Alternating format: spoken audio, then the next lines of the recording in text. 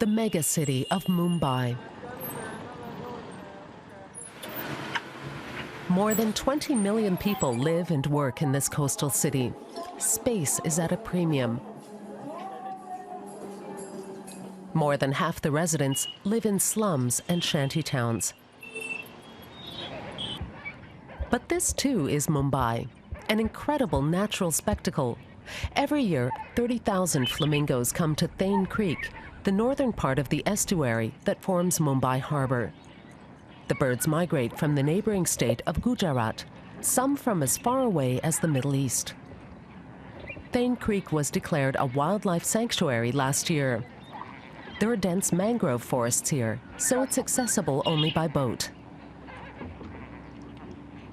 Marine biologist N. Vasudevan heads the Forest Service's mangrove cell. His job is to protect Mumbai's mangrove forests. During the spring tides, the entire place is covered with saline water.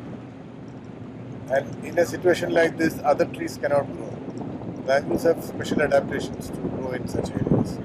If mangroves are not there, the whole place would have been barren. The creek's mangrove forests provide a habitat for many plants and animals.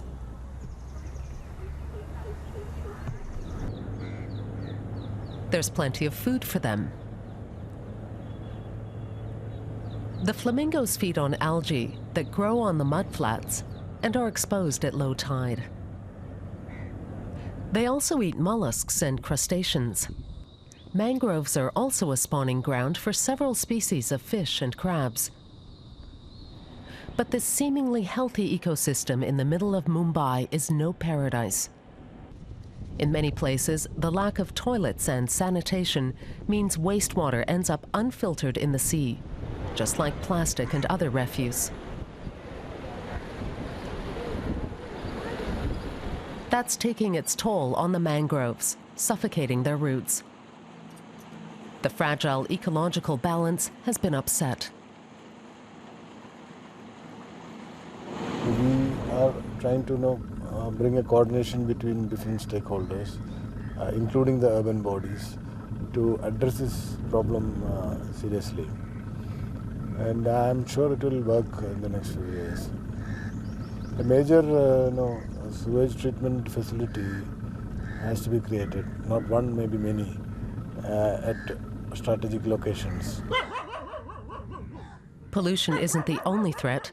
Illegal shanty towns are a major problem all over Mumbai. In some places, the mangrove forests are destroyed to make room for new slums. Makrand Godke and his team are in charge of monitoring Mumbai's mangroves. They use maps and satellite images to identify the location and size of mangrove ecosystems in the city. Sometimes they resort to extreme measures.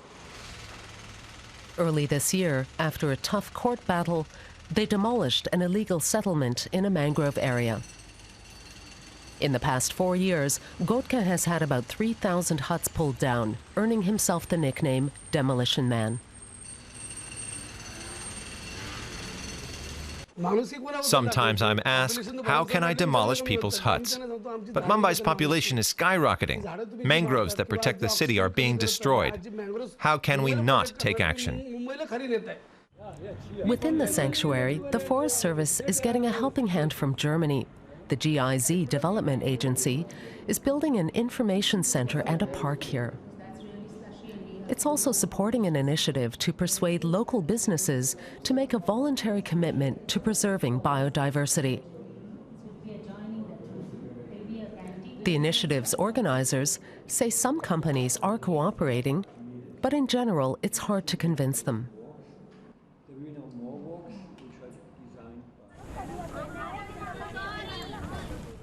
The Forest Service sees healthy mangroves as the key to Mumbai's survival. So it's trying to reintroduce local mangrove species that have been threatened with extinction.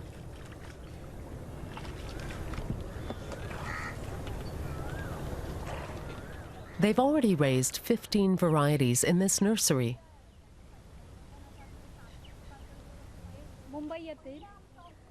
Seema Adgoankar regularly conducts awareness campaigns. The mangoes are Mumbai's life insurance. They provide us with a lot of oxygen, and we're all responsible for protecting the trees.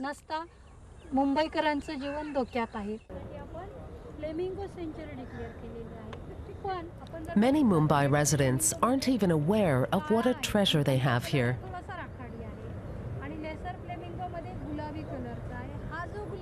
Today, school pupils have come to see and learn about the creek's exotic wildlife.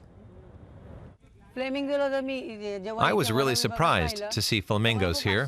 I had no idea we had any in India. I think they're amazing.